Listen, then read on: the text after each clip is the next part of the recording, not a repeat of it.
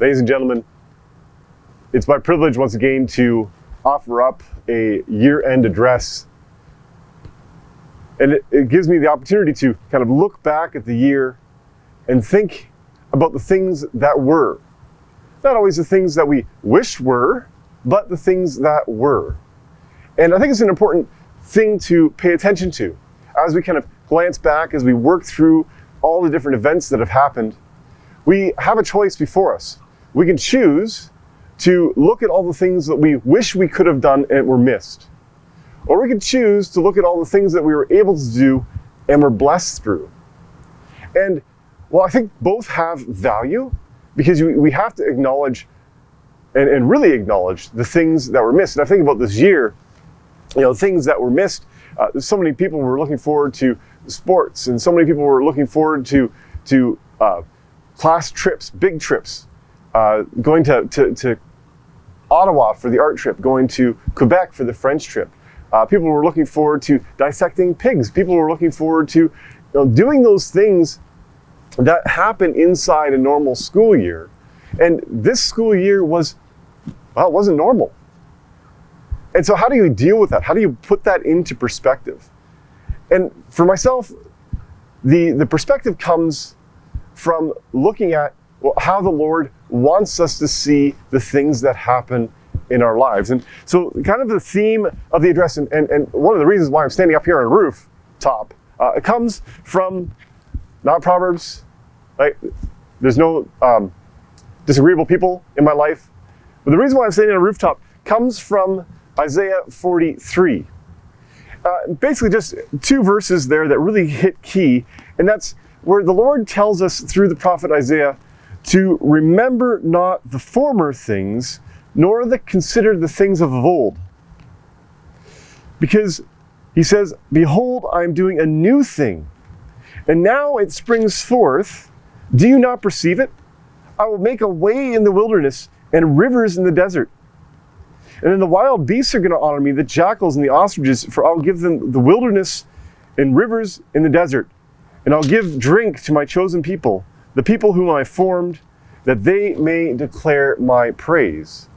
And when you read those verses and you think about the things that were going on, you understand that far from looking back at this year and pining away at all the things that were not, what we really need to do is we need to look back at this year and think about all the things that were. It's not that everything was pleasant. It's not that everything was beautiful and wonderful. But there were so many things that we can actually say were good, were exciting. And as I kind of look back at it, I thought to myself that there's so many firsts. And so that's going to kind of be something I want to focus on in this address. I want to focus on the firsts. And that's why I'm up here.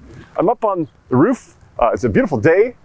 And I'm doing this because I think it's the first time anyone's ever recorded an address on the roof of this building. So in themes of firsts, I want to go through some of the things that I thought of and some of the things that the staff thought of that were the first things that we were able to do this year because the year was so different, so unique. So I took the time, I wrote a few things down, and let me see what I've come up with. And you'll come up with your own. But think about this. Think about the firsts. Think very practically. This is the first time that we've had quads. My poor Bible needs to be out of the wind here for a minute. This is the first time we've had quads. This is the first time that we've had 2 classes in 4. This is the first time that we've had golf as a school sport. It's the first time we've ever canceled exams, not once, but 3 times. It's the first time that you didn't get up before 10 a.m. for the entire month of May.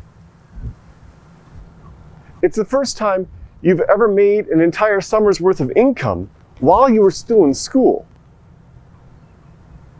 It's the first time that you did an entire course and all the work for it and never got out of your pajamas. It's the first time that we had a uniform that covered our mouths. It's the first time that Mr. Tomlin was able to celebrate his birthday while in school. It's the first time that you were taught by a teacher who was actually living in another province. It's the first time that you could finish a whole week's worth of work on Monday. It's the first time that you went on a field trip and you came to school. And I think it's the first time that any of you had ever hoped that school would start up again in May.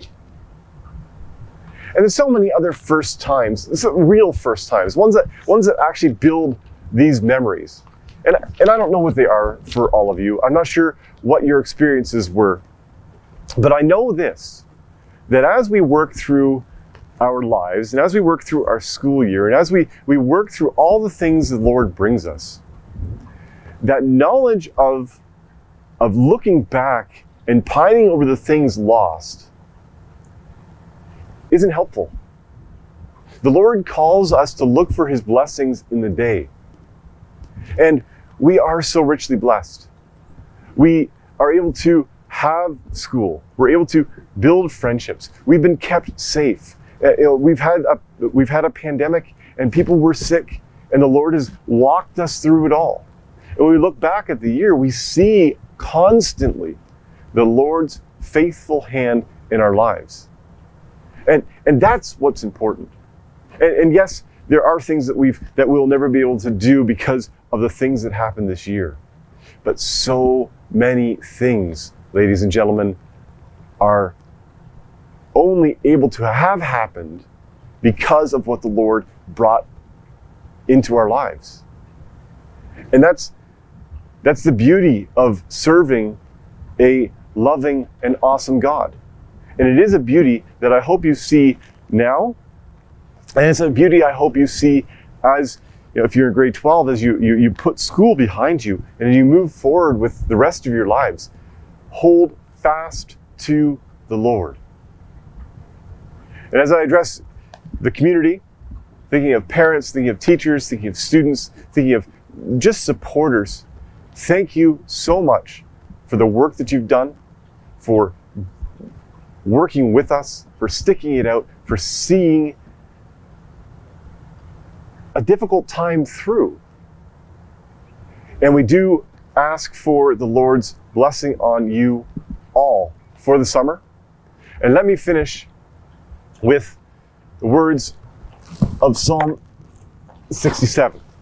Let's see if I can't get it at my Bible. I'll have to spend some time unfolding pages by the looks of things. Let me finish with the words of Psalm 67. To the choir master, with the stringed instruments, a song, a psalm. May God be gracious to us and bless us, and make his face to shine upon us, that your way may be known on earth, that your saving power is known among all the nations. Let the peoples praise you, O God. Let the peoples praise you. Let the nations be glad and sing for joy, for you judge the peoples with equity and guide the nations upon the earth. Let the peoples praise you, O God. Let all the peoples praise you. And these are the wonderful words that we finish the message with. You are in our prayers, and we wish you the Lord's blessing over the summer to come. Thank you.